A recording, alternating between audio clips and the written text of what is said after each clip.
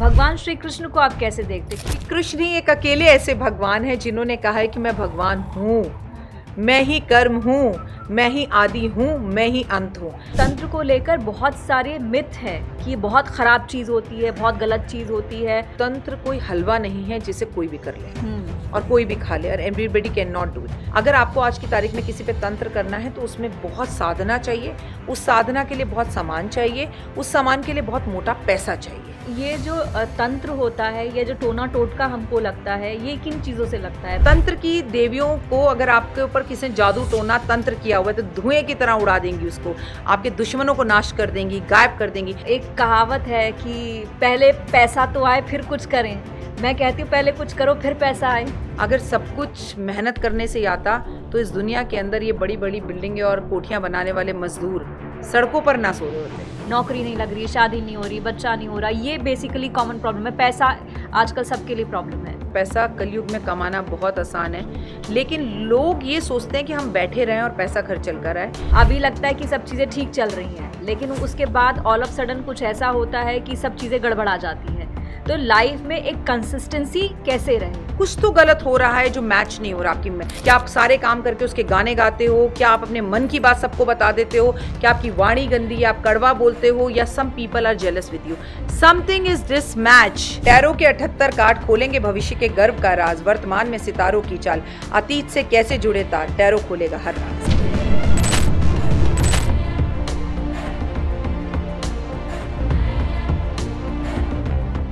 Hello everyone, the Puja Singh podcast में आप सभी का बहुत बहुत स्वागत है।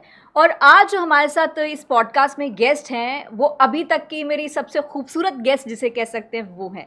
और वो बेसिकली प्रोफेशनली एक टैरो कार्ड रीडर भी हैं, वास्तु एक्सपर्ट भी हैं, एस्ट्रोलॉजर भी हैं और मोटिवेशनल स्पीकर भी हैं। मैं जब जब उनसे मिलती हूँ मुझे एक पॉजिटिविटी मिलती है।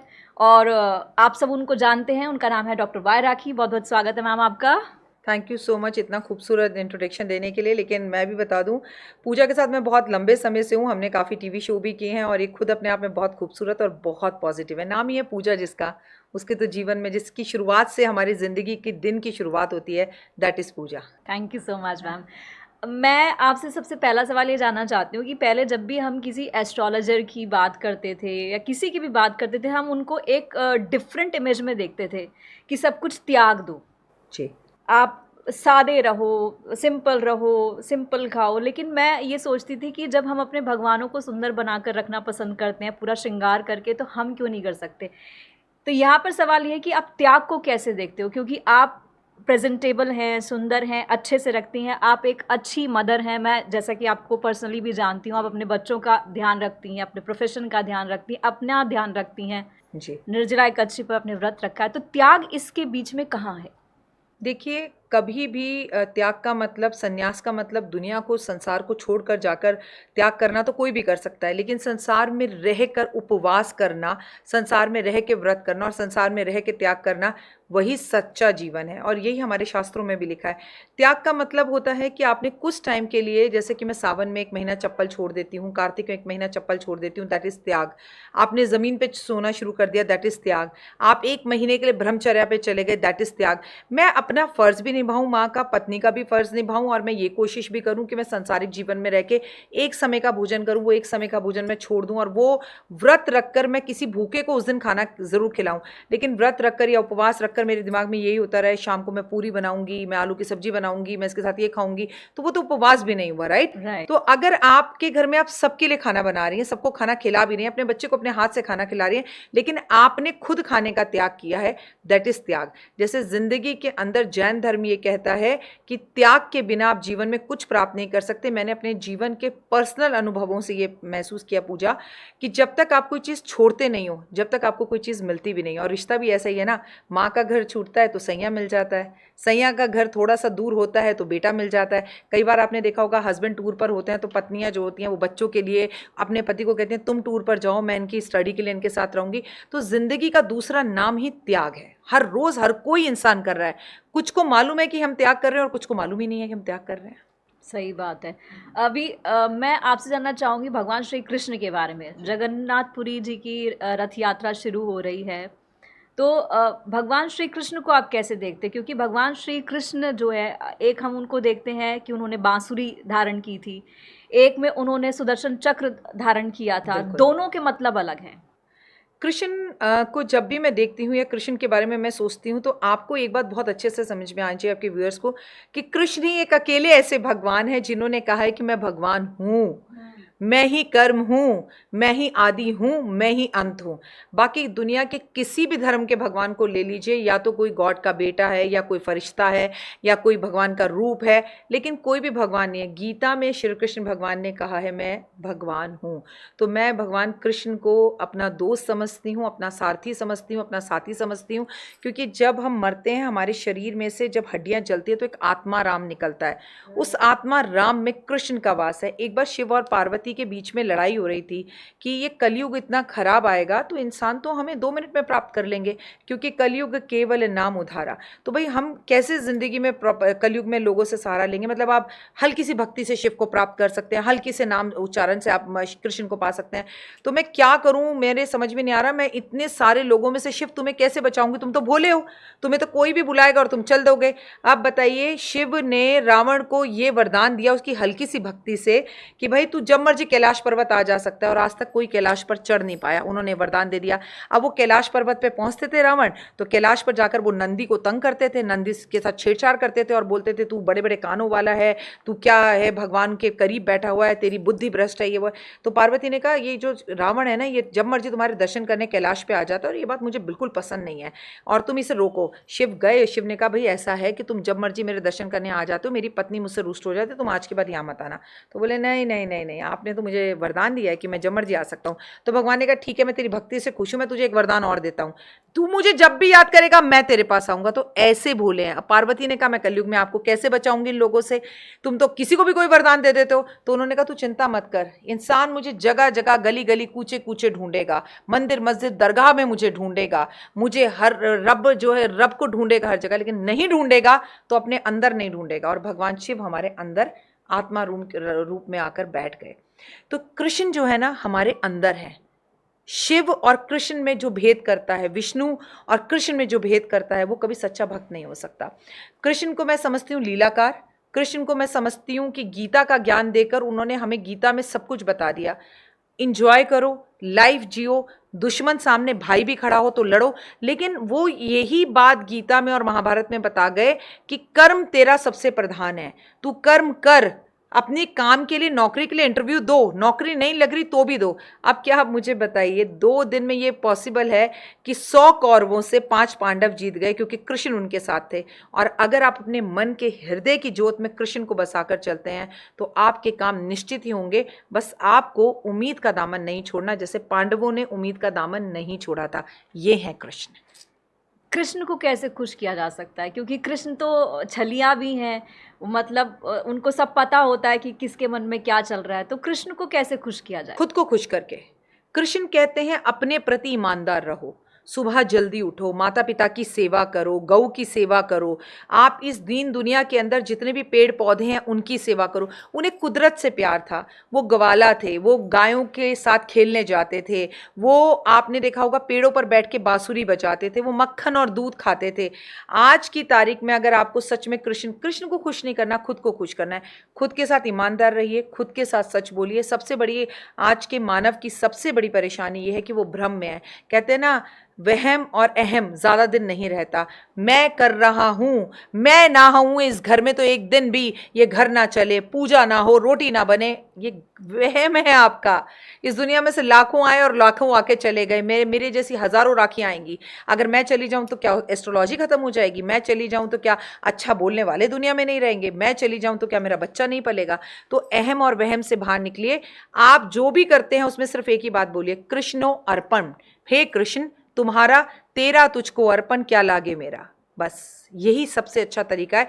खुद के साथ ईमानदार रहें, खुद से झूठ ना बोलें, सुबह जल्दी उठें, अपना 100% दें और परिवार को जोड़कर एकता में रखने की कोशिश करें। अब भगवान जगन्नाथ के बारे में क्या कहेंगे? पुरी में जगन्नाथ यात्रा शुरू हो गई और वहाँ पर भक्तों का ऐसा सैलाब होता है कि वो रथ को खींचने के लिए इतनी भरी गर्मी में भी लोग सड़कों पर आ जाते हैं। ये तो हमारी भक्ति का आप देखिए, आज निर्जला एकादशी पे हम ये पॉडकास्ट कर रहे हैं, अभी आपके पास आते वक्त भी इतनी भयंकर 49 टेम्परेचर में लोग पानी की छबीलें बांट रहे हैं। यही सनातन धर्म की खूबसूरती है। लोगों को खुद गर्मी नहीं दिखा रही, रोक रोक कर गाड़ी के शीशे उतार उतार के लोग पानी पिला रहे हैं। ये हमारा धर्म है। देखिए, अगर मैं जगन्नाथपुरी की बात करूँ तो हमारे 4 धामों में से वो एक धाम है, और कितना खूबसूरत धाम है जहाँ वो अपने भाई और बहन के साथ आराम से बैठे हैं और रथ यात्रा करते हैं। आपको बता दूं, हमारे यहाँ आज एकादशी है, और आपने इतना अच्छा मुझसे सवाल पूछा। एकादशी पे चावल नहीं खाए जाते, लेकिन आपको पता है कि भगवान कृष्ण ने एकादशी जो देवी हैं उन्हें जगन्नाथपुरी में उल्टा बांध रखा है, उल्टा लटका रखा है। एकादशी वाले दिन वहां सब लोग चावल खाते हैं। कहते हैं कि वहां चावल खाने से एकादशी पे पाप नहीं चढ़ता, बल्कि पुण्य की प्राप्ति होती है। भाई, 4 धामों में से एक धाम यात्रा है, और फिर वो जगन्नाथपुरी में निकल रही हो यात्रा, तो लोगों का ऐसा मानना है कि जो एक बार उस रथ की रस्सी को छू भी ले या उसको स्पर्श भी कर ले, तो उसको जीवन मरण के चक्र से मुक्ति मिलती है, उसे दोबारा इस धरती पे नहीं आना पड़ता। तो ये अपने आप में बहुत बड़ी यात्रा है। और कृष्ण की तो जितनी लीलाएं की जाएं, वो माखन चोर के रूप में की जाएं, वो राधा के कृष्ण के रूप में की जाएं, वो जगन्नाथपुरी के कृष्ण के रूप में की जाएं, वो पांडवों के कृष्ण के रूप में की जाएं, वह या द्रौपदी के कृष्ण के रूप में, सखा के रूप में की जाएं, आप कृष्ण को हर बार एक अलग रूप में देखेंगे। वो एक अलग कैरेक्टर हैं, और कृष्ण ही है जो शुरू है, अंत है, शुरुआत है। वही ब्रह्मा है, वही विष्णु है, वही महेश है, सब कुछ है। तो आप कुछ जैसे कि आपने बताया कि अलग अलग रूप हैं, तो अलग अलग उद्देश्यों को पूरा करने के लिए क्या किया जा सकता है? क्या अर्पण कृष्ण जी को किया जा सकता है? क्या किसी की शादी नहीं हो रही है तो क्या करना चाहिए? इस तरह की सवाल लोगों के मन में होते हैं कि भगवान श्री कृष्ण को क्या अर्पण करना चाहिए। नौकरी नहीं लग रही, शादी नहीं हो रही, बच्चा नहीं हो रहा, ये बेसिकली कॉमन प्रॉब्लम है। पैसा आजकल सबके लिए प्रॉब्लम है। कृष्ण को क्या अर्पण करना है नहीं है, कृष्ण क्या चाहते हैं आपसे वो समझना जरूरी है।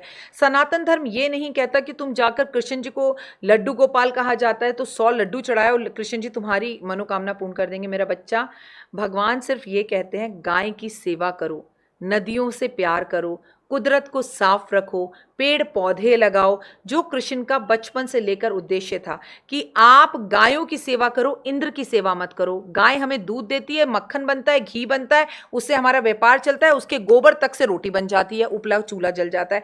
तो जो उन्होंने तब कहा था उसकी जरूरत तो अब कलयुग में ज्यादा है।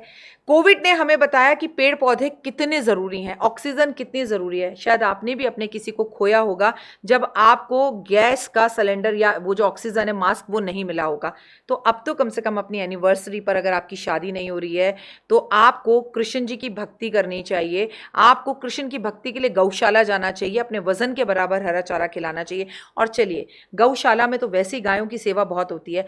भारत देश में दिल्ली राज्य के अंदर ही आपको लवारिस गायें बहुत दिखेंगी, जिनका इस्तेमाल कर कर उन्हें सड़कों पर छोड़ दिया गया है। तो आप उनकी सेवा करें। अगर आपकी शादी नहीं हो रही, आपको बच्चा नहीं हो रहा, उन्हें खीरा खिलाइए, उन्हें पानी पिलाइए, उनके लिए कोई अच्छी व्यवस्था कीजिए। कोई आपके पास ज़मीन है वो डोनेट कर दीजिए। ऐसी लवारिस गायों को वहाँ पर रखिए। और अगर ये अपने बजट में ना हो तो 2 खीरा खिलाना हर भारतीय के बजट में है। It is more than enough.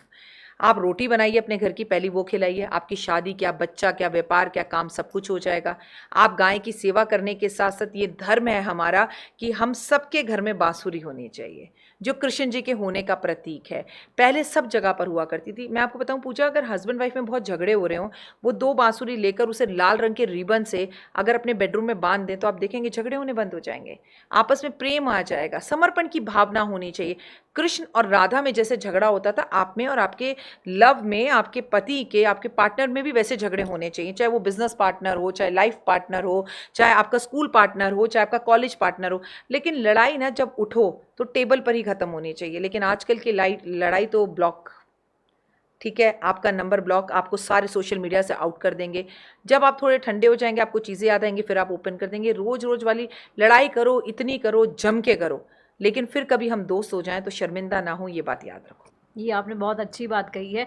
यहाँ पे मैं थोड़ा ये भी जानना चाहूँगी कि एस्ट्रोलॉजी के हिसाब से क्या कुछ ऐसी चीज़ें हो सकती हैं कि पॉजिटिविटी जो है वो हमेशा बनी रहे? क्योंकि क्या होता है कि अभी लगता है कि सब चीज़ें ठीक चल रही हैं, लेकिन उसके बाद ऑल ऑफ सडन कुछ ऐसा होता है कि सब चीज़ें गड़बड़ा जाती हैं।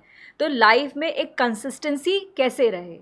16 कला संपन्न है श्री कृष्ण भगवान। अगर हम उन्हीं की बात करें, रोहिणी नक्षत्र में उनका जन्म हुआ है, वृषभ उनकी राशि है। वृषभ राशि का स्वामी चंद्रमा शुक्र, ठीक है। शुक्र और चंद्रमा से जुड़ी हुई ये राशि बहुत खूबसूरत राशि है।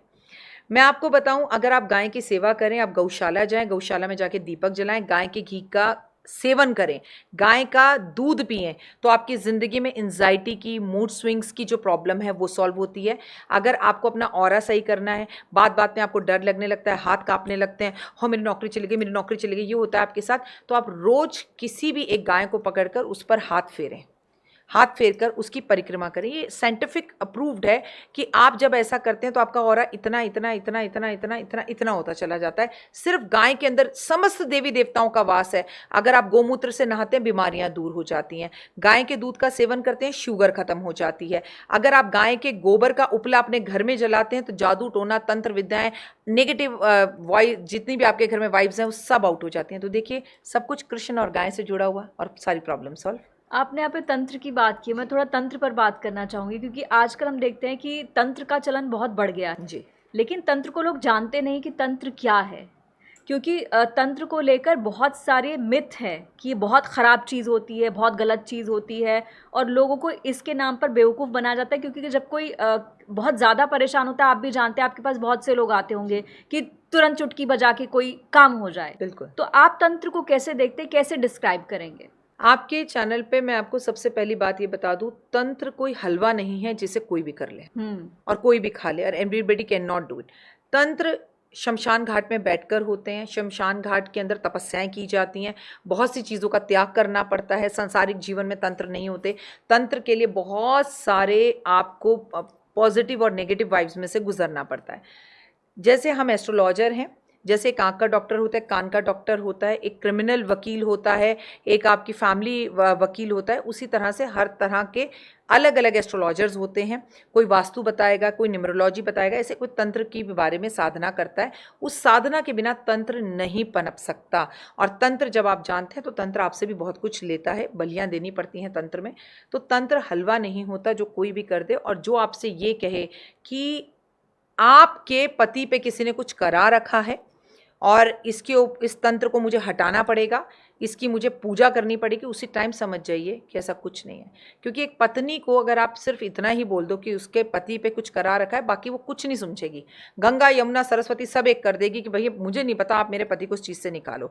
क्योंकि देखिए, किसी पे तंत्र करना, मैं अपने हर पॉडकास्ट में कहती हूँ, इतना आसान नहीं है। अगर आपको आज की तारीख में किसी पे तंत्र करना है तो उसमें बहुत साधना चाहिए, उस साधना के लिए बहुत सामान चाहिए, उस सामान के लिए बहुत मोटा पैसा चाहिए। और वो इंसान तंत्र जब करता है जब कोई बड़ी मोटी प्रॉपर्टी की डील हो, करोड़ों रुपए, लाखों रुपए की, अरबों की प्रॉपर्टी हो, और आपकी और मेरी लड़ाई हो रही हो, तो मैं चाहूँ पूजा मर जाए सारी प्रॉपर्टी मेरी हो जाए, या पूजा सोचे राखी मर जाए प्रॉपर्टी मेरी हो जाए, तब ये तंत्र लोग करवाते हैं। या फिर ये इश्क प्यार मोहब्बत का हो, किसी ने प्यार में इतना धोखा दे दिया हो कि दिल टूट गया हो, इंसान अपने घर बार बेच के भी कहे कि इसको तंत्र कर दो और ये बंदा किसी काम का न रहे, तब हो सकता है कि एक मिट्टी की गुड़िया बनाई जाती है, कपड़े की गुड़िया बनाई जाती है, और कई दिनों तक वो साधना, वो मैं नहीं कर सकती हूँ, वो आप नहीं कर सकते, वो शमशान घाट में बैठने वाले तांत्रिक ही कर सकते हैं जिसको साधना के बारे में पता है। लेकिन सच ये है पूजा कि आम इंसान उन तक पहुंच ही नहीं पाता, वो गलत हाथों में पहुंचता है, और उसका रिजल्ट ये होता है कि कई बार ये करवाने वाले पे या गलत चीज़ें करने वाले की मृत्यु तक हो सकती है। इसीलिए आपके व्यूअर्स से कहूँगी कि जो भी आपसे कहता हूँ, तंत्र हलवा नहीं है, इसे आसानी से नहीं किया जा सकता। किसी तरह के भ्रम और गलत फहमियों में ना पड़े, इससे 100% खुद को बचाएं। तो अगर किसी पर हुआ हो, जैसे कि ये हमने तंत्र की बात की है, अगर कोई किसी पर कराता है तो क्या इसके कोई साइड इफेक्ट्स, सिम्टम्स दिखते हैं कि किसी पर कराया गया हो, कुछ करा, ऑल ऑफ सडन हमें कोई चेंजेस दिखते हो कुछ? देखिए, सबसे पहले तो मैं आपको ये बताऊंगी कि अगर आपको ऐसा लगता भी है कि तंत्र आप पर कराया गया है, तो ये बहुत ही एक्सट्रीम दुश्मनी में होता है, या एक तरीके से और होता है, जैसे किसी ने चौराहे पर जाकर अपना तंत्र किया हुआ खोला, अच्छा, और पूजा वहां से गुजर गई या राखी वहां से गुजर गई, और उस चौराहे पर हमने देखा नहीं, हेलो हेलो करते हुए फोन पे गए, नींबू पे पाँव पड़ गया, या वहां कुछ काले तिल पड़े उस पे पाँव पड़ गया, तो हम पर तंत्र हो, वो नेगेटिविटी हम पर आ सकती है। It cost can be a 50%, not 100%। लेकिन उसके कुछ सिम्टम्स होते हैं। ये सिम्टम ऑलमोस्ट पितृदोष के भी होते हैं। तो समझिए पितृदोष में और तंत्र में बहुत फर्क है। जिस पर तंत्र होगा उसकी आंखों के नीचे काले काले गड्ढे हो जाएंगे, जिस पर तंत्र होगा उसके मूत्र में से और वो जो मलमूत्र त्याग रहा है उसमें से बहुत भयंकर बदबू आएगी। उस व्यक्ति का रंग काला होता चला जाएगा जिस पर तंत्र होगा। जिस व्यक्ति पे तंत्र होगा उसे बैठे बैठे नींद आएगी। जिस पर तंत्र होगा वो भयंकर आलसी होगा। जिस पर तंत्र होगा वो रात को सोने में अलग अलग आवाजें निकालेगा, मतलब कभी सीटी की आवाज, कभी ऐसी आवाजें। और उसके घर वाले कहेंगे कैसे, क्या करते हो तुम, रात को इतना थके हुए होते हो, डॉक्टर से बात करो, तुम ठीक से नहीं सोते हो। और ऐसा व्यक्ति कहीं खोया खोया रहेगा। उसको अंधेरा पसंद आएगा, उसको लोग पसंद नहीं आएंगे, उसको रोशनी पसंद नहीं आएगी, उसको सूरज पसंद नहीं आएगा, और वो सडनली बहुत खाने लगेगा। और जो वो नहीं खाता था वो खाएगा, और जो वो खाता था वो नहीं खाएगा। लेकिन ये सब तंत्र के कारण। लेकिन कई बार पितृदोष की वजह से भी कुछ चीज़ें होती हैं, जैसे नौकरी ना लगना, बच्चे का ना होना। जैसे अगर आपके घर में पितृदोष है तो आपके घर में कोई मांगलिक कार्य नहीं होना, बेटों का पैदा ना होना। अगर आपके घर में कोई पितृदोष है तो परिवार का ना बढ़ना। एक घर कंस्ट्रक्शन करवा रहे थे, बीच में टूट कर रह गया, उसका पूरा ना होना, घरों का, प्रॉपर्टी का, मकानों का बिक जाना, पैसों का बिक जाना। दिस इज ऑल, ये पितृदोष भी हो सकता है। पितृदोष और तंत्र में सिर्फ एक बाल के बराबर फर्क है, मैंने आपको बताया ना। लेकिन जिस पर तंत्र होगा ना वो बड़ी विचित्र हरकतें करता है, और उसके पास एक अलग सी महक और बदबू आने लगती है। उससे लोग दूर भागने लगते हैं, वो लोगों से दूर भागने लगता है, उसे अकेले रहना पसंद होता है, और उसे लाखों बीमारियां घेर लेती हैं। ये एक सिम्टम है तंत्र का। जी। ये जो तंत्र होता है, ये जो टोना टोटका हमको लगता है, ये किन चीज़ों से लगता है? मैंने सुना है कि आपका पैर कहीं पड़ जाता है, उससे होता है। आपके बाल आप कहीं फेंक देते हो, उससे होता है। कपड़ों से होता है, जो फीमेल होती हैं उनके पीरियड्स के जो कपड़े होते हैं उनसे हो जाता है जी। ये कितना सही है? सबसे पहली बात, तंत्र में आपको सबसे ज्यादा तंत्र होता है कि आपको कोई कुछ खिला दे। अच्छा। दूसरा, आपके कपड़े चोरी कर ले, उसमें भी आपके अंडरगारमेंट्स चोरी कर ले। रात में कपड़े बाहर सुखाने से होता है। अपने बाल, हमारे ज़माने में आपने देखा हो, दादी के ज़माने में जब हम वो कंघियाँ करती थी, वो बाल ऐसे करके थूक कर फेंकती थी, जी जी जी, ताकि उस बालों का कोई यूज़ ना कर सके। ये सब सभ्यता खत्म होती जा रही है। इसीलिए विस्पर के चीज़ों से हो सकता है। आपने खाना खाकर आधा छोड़ दिया, उससे हो सकता है। आपके उतारे हुए कपड़ों से हो सकता है। आपने अपने अंग से कोई भी चीज़, इवन नाखून भी काटा, उससे हो सकता है। आपके एक छोटे से बाल से भी हो सकता है। किसी भी तरह आपकी बॉडी, आपका ऑरा से अगर मिली हुई कोई भी चीज़ है, वो आपका तन का कपड़ा हो, आपकी चमड़ी हो, आपका बाल हो, आपका दांत हो, आपका नाखून हो, आपके शरीर के अंग आंतरिक कपड़े हों, किसी से भी तंत्र हो सकता है। और अगर वो व्यक्ति बहुत दूर हो और हमें उसकी कोई चीज़ अवेलेबल ना हो तो उसकी फ़ोटो से भी तंत्र हो सकता है। जी। तंत्र से जुड़ी हैं 10 महाविद्या। जी। 10 महाविद्या के बारे में आप कैसे डिस्क्राइब करें? देखिए, 10 महाविद्याओं में हमारे देश में अच्छी विद्याएं भी हैं, सारी खराब विद्याएं नहीं हैं। 10 महाविद्याओं के अंदर एक धूमावती, अभी हमारी जयंती गई है, धूमावती माता जो है वो 7वीं 10वीं विद्या है। 10 विद्याओं में से 7वीं विद्या है। कहते हैं शिव और पार्वती साथ में बैठे हुए थे। ये लोग, कई लोग कहानी मानेंगे और कई लोग नहीं मानेंगे, पर धूमावती माता की यही कहानी है। आप जाकर पढ़ेंगे तो आपको समझ में आएगा। तो पार्वती और शिव जब साथ बैठे थे तो पार्वती माँ ने बोला मुझे बहुत भूख लगे, मुझे कुछ खाने को दो। तो शिव कहा देता हूँ, करता हूँ, अरेंज करता हूँ। नंदी गया, अभी कुछ आएगा खाने को, उन्होंने कुछ नहीं दिया। ये जगत कल्याण के लिए माँ ने ये रूप धारण किया। माँ शिव को ही खा गई। जब माँ ने शिव को खा लिया, पार्वती माँ ने, तो उनके अंदर से धुआं तेज तेज निकलने लगा। उस धुएं में से जो देवी निकली उन्हें धूमावती बोला जाता है। और ये तंत्र की देवियों को, अगर आपके ऊपर किसी ने जादू टोना तंत्र किया हुआ है तो धुएं की तरह उड़ा देंगी उसको, आपके दुश्मनों को नाश कर देंगी, गायब कर देंगी। तो जब कोई व्यक्ति बहुत ज़्यादा तांत्रिक विद्याओं में परेशान हो, उसका कोई इलाज ना मिल रहा हो, तो उसे धूमावती देवी के दर्शन करने चाहिए। ये मेला अभी कश्मीर में लगा था और कश्मीर से इनकी मेला उठाया जाता है। ये बहुत बड़ी पूजा होती है और जेठ के महीने में की जाती है धूमावती माता की पूजा। तो ये सब देखोगी तो बहुत ज्ञान है इस देश के अंदर। लेकिन अगर छोटी बात करें, देखो हर कोई इतनी बड़ी बड़ी पूजाएं नहीं करा सकता, या कश्मीर नहीं जा सकता, या धूमावती मैया के बारे में नहीं जान सकता, या कैसे उनकी पूजा करे उसे समझ में नहीं आता है। तो मैं आपको एक छोटी सी बात बताऊंगी, सभी देवियों का रूप जो है वो माँ पार्वती है। पार्वती में से सब निकली हैं जी। और पार्वती माँ आपके हमारे घर में शिव मंदिर के पास बहुत आसानी से पहुंची हैं। अब मैं शिव से आपको सीधा कृष्ण के पास ले जाऊंगी। इस पूरे संसार में जादू टोना, नेगेटिव एनर्जी, तंत्र विद्याएं, बंधन, किसी भी चीज़ का एक ही इलाज है, गोमूत्र। गोमूत्र पिला दीजिए ऐसे व्यक्ति को। 1 गिलास रोज गोमूत्र पिलाइए। गाय मूत्र करे, गिलास लेके खड़े हो जाइए।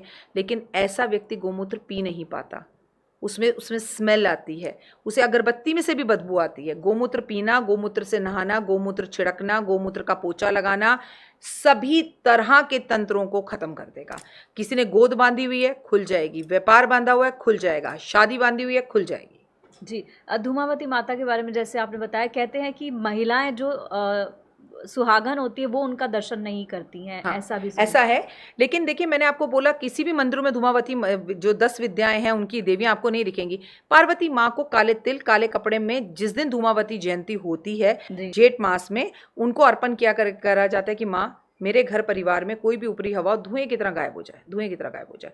तो आपको मैं समझा रही हूँ ना कि संसारिक जीवन में हमको लोगों को बस इतना समझाना है, माँ दुर्गा, शेरावाली, जगदम्बे आप कहकर माँ को पुकारिए, दुर्गे कहकर पुकारिए, आप अम्बा कहकर पुकारिए, आप पार्वती कहकर पुकारिए, आप सती कहकर पुकारिए। मैंने आपको बताया कि भगवान कलयुग में पाना बहुत आसान है, लेकिन लोग भगवान के पीछे तो है ही नहीं, लोग तो पैसे के पीछे हैं।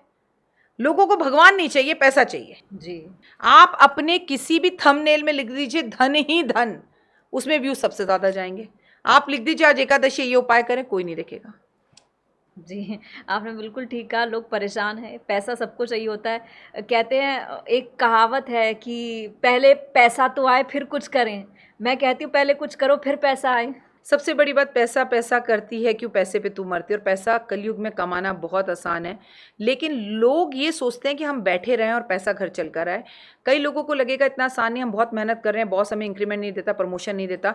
तो आप मंथन करिए, आपका ऑफिस में व्यवहार गलत है, आप जिस डेस्क पे बैठे हैं वो डेस्क गलत है, कुछ तो गलत हो रहा है जो मैच नहीं हो रहा। आपकी मेहनत के साथ आपके ऑफिस में ऐसी क्या चीज़ है जो मैच नहीं हो रही है? क्या आपके लिए पॉलिटिक्स हो रहा है? क्या आपके लिए राजनीति हो रही है? क्या आप सारे काम करके उसके गाने गाते हो? क्या आप अपने मन की बात सबको बता देते हो? क्या आपकी वाणी गंदी है, आप कड़वा बोलते हो? या some people are jealous with you? Something is this match. इसमें किस्मत कुछ नहीं करेगी, उस डिस मैच को मैच करना है। देखो बेटा, अगर सब कुछ मेहनत करने से ही आता तो इस दुनिया के अंदर ये बड़ी बड़ी बिल्डिंगें और कोठियां बनाने वाले मजदूर सड़कों पर ना सो रहे होते।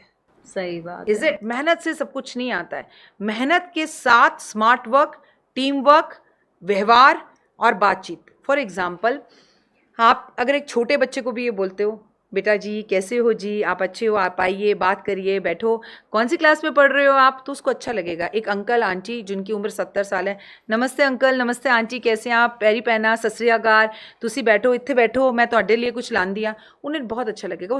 इस संसार में एक छोटे से बच्चे से लेकर 70 साल का आदमी प्यार का भूखा है। लेकिन ओ तू तड़ाक, ये वो, कितना मोटा हो रहा है, बदतमीज, ये वो, गाली अपशब्द, ये किसी को पसंद नहीं आते। ऐसे इंसान को cut cut cut cut cut करती है दुनिया, उससे दूर भागती है।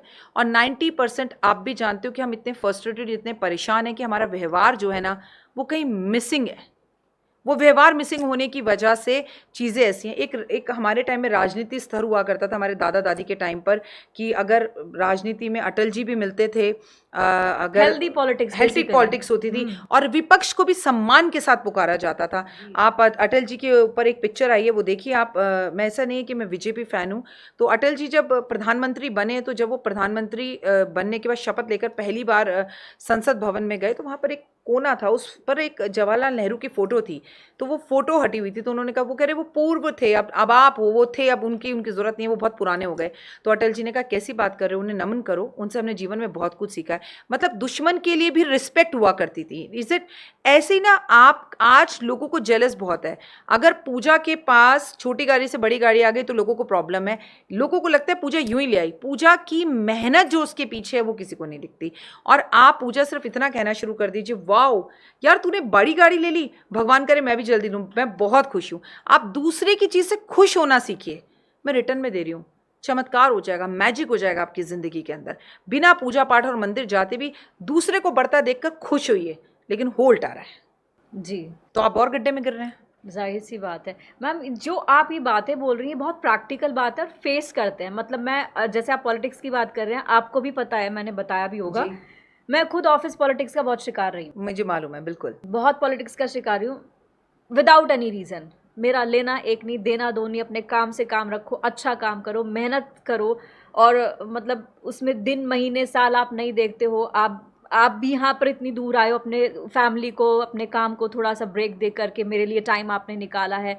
मैं भी जब जॉब करने जाती हूँ, काम करने जाती हूँ, अपना घर परिवार सब छोड़ के एक समर्पण से जाती हूँ, खुशी से जाती हूँ, लेकिन ऑफिस पॉलिटिक्स आपका सब सत्यानाश कर देती है। ऐसे में आप क्या उपाय, क्या रेमेडी बताओगे कि क्या हो सकता है? दुश्मनों को कैसे आप, क्योंकि जो आपको काट रहा है, आपको आगे नहीं बढ़ने दे रहा, वो दुश्मन ही है, चाहे वो आपको कहे ना कहे। देखिए, कलयुग में मैं सबसे पहली बात तो आपको ये समझाऊंगी कि दुश्मन को दुश्मन ही समझें, उसे कभी दोस्त बनाने की कोशिश ना करें। नाक का काम है काटना, वो काटेगा ही, क्योंकि बिच्छू का काम है डंक मारना, वो डंक मारेगा ही। आप ये सोचो चल छोड़ यार, हमने एक ही ऑफिस में काम करना है, चल यार हमने एक ही सोसाइटी में रहना है, first of all leave them.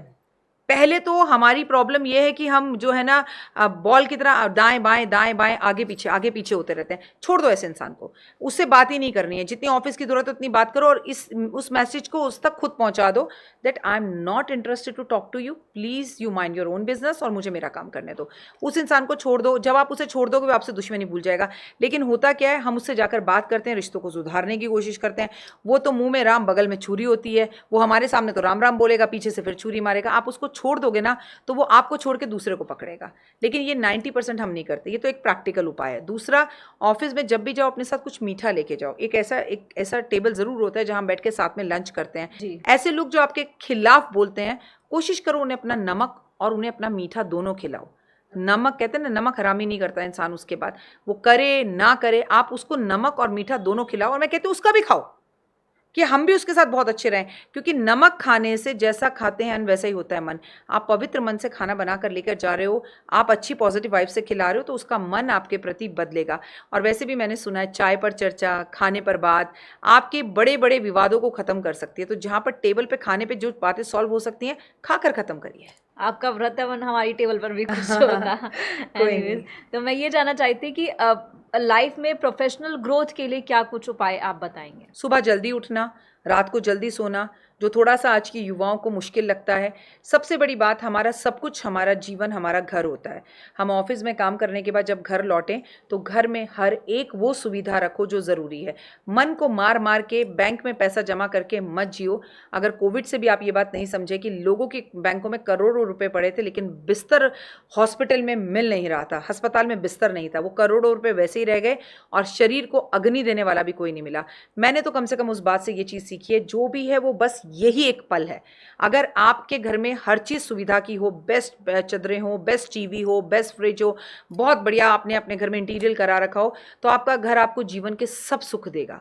अगर आप घर आते हो, आपका एसी काम नहीं कर रहा, आपके घर में बदबू आती है, फ्रिज खराब है, आपके घर में जाले लटक रहे हैं, तो आप जिंदगी में कभी कामयाब नहीं हो सकते। चाहे छोटा सा कमरा हो, इस टेबल के बराबर का कमरा हो, लेकिन कमरा ऐसा हो कि वाह, देखने वाले का मन लगे कि क्या बात है, 5 स्टार होटल भी इसके सामने फ्री है। कुछ नहीं है, यकीन मानो। आपको लग रहा होगा ये कैसे हो सकता है, करके देखो। जो मन चंगा तो कटौती में गंगा। पूजा, अगर घर अच्छा होता है तो एक अच्छे वाइब्स और मूड के साथ आदमी काम पर जाता है, और काम पे से उसका मन करता है यार मैं घर आऊँ, पिक्चर देखूंगा, ये करूंगा, वो करूंगा। लेकिन घर पर बीबी इंतजार कर रही हो, तेरी माँ ने ये कहा, तेरी बहन ने ये कहा, आज ये हो गया, आज पड़ोसी ने वो किया, फिर चीजें ना, घर आदमी कहता है अरे घर भी जाऊंगा तो कलेश ही करेगी, दोस्तों के साथ बैठ के दारू ही पी लेता हूँ। Is it? तो घर का माहौल ऐसा रखिए, प्रैक्टिकली घर को साफ कीजिए और घर के अंदर ऐसे काम कीजिए कि घर आने का व्यक्ति का दिल करे। आप घर जाते ही उस पर लड़ना शुरू कर दो, आप पत्नी हो, पति हो, पति हो, पत्नी हो, एनीबडी कैन, तो इंसान घर नहीं आना चाहता। ये आपकी ग्रोथ का सबसे पहला रूल है। दूसरा, शिव की पूजा ही आपको जीवन में ग्रोथ दिला सकती है आपके इस करियर में। जी, ये भी आपसे जानना चाहूँगी, जैसे कि आप फैमिली की बात कर रहे हैं कि फैमिली में काफ़ी कलह होते हैं। आपने अभी हमने जिक्र भी किया कि तंत्र तक लोग करा देते हैं कि भाई फला मर जाए तो मेरे को प्रॉपर्टी मिल जाए। तो आपस में फैमिली के अंदर कैसे हम एक दूसरे को जोड़ कर रख सकते हैं? अरे जोड़ के तो छोड़ो, पति पत्नी भी एक नहीं है। आप पति पत्नी को पिक्चर देखने साथ भेज दो, वो वहाँ बैठा होगा, ये यहाँ बैठे होंगे, दोनों अपने फ़ोन में लगे होंगे, आग लग जाए इस फ़ोन को। इस दुनिया में कुछ ऐसी बीमारी आ जाए कि लोगों को, जैसे हमें हाउस अरेस्ट कर दिया गया था, ऐसा फ़ोन अरेस्ट कर दिया जाए। कुछ ऐसा रूल इस देश में बनना चाहिए कि फ़ोन बंद हो। पूजा, कहाँ से जीवन के अंदर इंसानियत और प्यार आएगा? हमें डायरी मिलती थी, हमारे पेरेंट्स डायरी देखते थे, साइन करते थे। होप सो आपके साथ भी स्कूल में ऐसा होता होगा। अब कोई डायरी नहीं है, कुछ नहीं है, व्हाट्सएप ग्रुप बने हुए हैं, उसमें कोई पढ़ाई की बात नहीं होती, सिर्फ बकवास होती है। 2-2 मिनट बाद सेकंड क्लास में पढ़ने वाला बच्चा भी माँ बाप को ये कहता है कि फ़ोन दो, फ़ोन दो, फ़ोन दो। पहले इस देश से, इस दुनिया से, कॉलेज और स्कूल से फ़ोन बंद होने चाहिए। अनप्रैक्टिकल लगता है पर ये प्रैक्टिकल है। अगर इसे कोई करे, अगर कानून बनाया जाए, जैसे 18 साल का बच्चा शराब नहीं पी सकता, 18 साल का बच्चा सिगरेट नहीं ले सकता, उसी तरह से 18 साल से कम उम्र के बच्चों को फोन दिलाना इस देश में बैन होना चाहिए। पहली बात, अगर परिवार को जोड़ना है, क्योंकि आज बच्चा माँ को गले लगाकर पीछे से हक करके नहीं कहता माँ गाजर का हलवा बना दे। आज बच्चा माँ को व्हाट्सअप करके माँ गाजर का हलवा बना दे। किस में टच है ज्यादा? कहां से हम परिवार को एक करेंगे? आज अगर हमें अपनी मौसी के घर गए हैं और चलना है तो पत्नी अपने पति को मैसेज करेगी उठोगे भी कि नहीं उठोगे। पहले हक से कहती थी चलो ना, देर हो रही है। सब चीजें मिसिंग है हमारी जिंदगी में से, and it is all because of phone. घड़ी मिसिंग है हमारे हाथ से because of phone, calculator missing है हमारे हाथ से because of phone, diary missing है हमारे हाथ से बिकॉज ऑफ रिमाइंडर हम अपने फोन्स में देते हैं। फोन इतनी चीजों को खा गया है, रिश्तों को खा गया है, बुआ को खा गया है, गर्मी की छुट्टियां खा गया है, नानी का घर खा गया है, गेम वीडियो गेम्स जो हम ऐसे ऐसे कर कर खेलते थे, हमारी कॉमिक्स को खा गया है।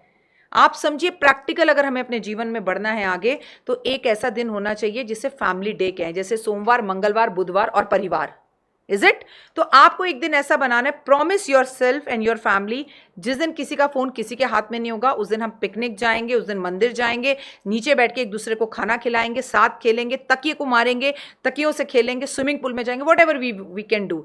अगर आपको अपनी जिंदगी में रिश्तों को जिंदा रखना है, मेरी बात आज बकवास लगे लेकिन 20 साल बाद लोग ऐसा करेंगे, ये मेरी प्रेडिक्शन है। जी, आप टैरो कार्ड भी देखते हैं। मैं थोड़ा टैरो पे जाना चाहूँगी कि टैरो पे मेरी नॉलेज थोड़ी सी कम है, कि टैरो कार्ड में आई थिंक 78 कार्ड्स होते हैं। जी, टैरो के 78 कार्ड खोलेंगे भविष्य के गर्व का राज, वर्तमान में सितारों की चाल, अतीत से कैसे जुड़े तार, टैरो खोलेगा हर राज। जी, तो थोड़ा राज खोले कि टैरो कैसे बताते हैं, क्योंकि उसमें कार्ड्स के नाम होते हैं, एम्परर होता है, एम्प्रेस। कार्ड्स के नाम होने के साथ कुछ फोटोएं होती हैं, हाँ, फोटोग्राफ्स, कुछ नंबर्स होते हैं, कुछ कलर्स होते हैं। ये हमारे ही देश की सभ्यता है। राजा रानियों के कार्ड हुआ करते थे, पहले लोग मानते नहीं थे, तोते वाला कार्ड उठाता था, लोग उन्हें बिलीव नहीं करते थे।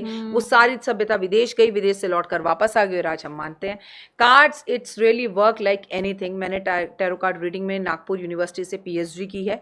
मैं आपको क्लियर बता दूं कि टैरो आपके भविष्य के बारे में सब कुछ बताते हैं और गॉड से आपका कनेक्शन होता है। सामने वाले की एनर्जीज के साथ हमारी एनर्जीज टकराती हैं, वो कार्ड टच करता है, हम फोटोज देखते हैं, कलर देखते हैं, न्यूमरोलॉजी देखते हैं, मतलब सारी कंप्लीट ज्योतिष का जो सार है वो टैरो है। उसमें वो प्रश्न कुंडली भी हो गया, उसमें न्यूमरोलॉजी भी आ गई, उसमें कलर थेरेपी भी आ गई, उसमें वास्तु भी आ गया। सबका बाप है tarot card reading. Tarot card अभी आपके पास हैं, आप कैरी करते हैं? आप नहीं, मैं हमेशा टैरो कार्ड्स अपने साथ कैरी करती हूँ और एक टैरो कार्ड रीडर को कैरी भी करने चाहिए। मैंने अपने हाथ पर भी टैरो लिखवा रखा है। लेकिन आज निर्जला एकादशी है और आज कुछ खाना पीना नहीं है, पानी कल पीना है, so it's just take a break. अभी मेरे पास कार्ड नहीं है, लेकिन कार्ड इज रियली वर्किंग।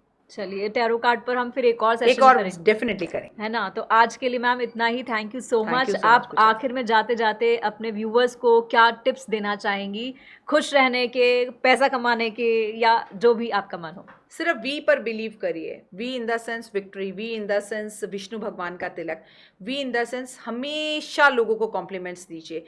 किसी भी काले इंसान को देखो तो उसको ये बोलो तुम काले ज़रूर हो पर तुम्हारी आंखें गजब खूबसूरत हैं, क्या शर्ट पहनी है, क्या बाल हैं। दिन में 2 लोगों को कॉम्प्लीमेंट दीजिए, लोगों की जम के तारीफ कीजिए, लोगों के पैर छुइए, झुकिए और भारतीय सभ्यता संस्कृति के साथ रहिए। लोगों की बुराई से बुराई चीज़ में भी अच्छाई ढूंढने की कोशिश करिए, फिर दुनिया आपकी बुराई से बुराई चीज़ में भी अच्छाई ढूंढेगी। सीधी बात है भाई, कलयुग है, जो दोगे वही मिलेगा, तो अच्छा दो, अच्छा मिलेगा। और हमेशा खुश रहिए। एक पल की ये जिंदगी, अगले पल का कोई भरोसा नहीं। ऐसे जिए कि जब आप मरें तो आपके मरने पर कम से कम 10 लोगों की आंखों में आंसू जरूर हो। जय माता दी। चलिए ma'am, thank you so much, आपने इतना टाइम निकाला और इतनी अच्छी अच्छी बातें बताई। तो द पूजा सिंह पॉडकास्ट में आज के लिए इतना ही। डॉक्टर वाई राखी हमारे साथ थी और आई होप आपने इस पॉडकास्ट को एंजॉय किया होगा, बहुत सारी चीज़ों को समझा भी होगा। तो अगर आपकी कोई भी राय हो, कोई भी सजेशन हो, प्लीज़ आप कमेंट बॉक्स में ज़रूर करिएगा। आज के लिए इतना ही, अगले एपिसोड में फिर मिलेंगे, तब तक के लिए नमस्कार।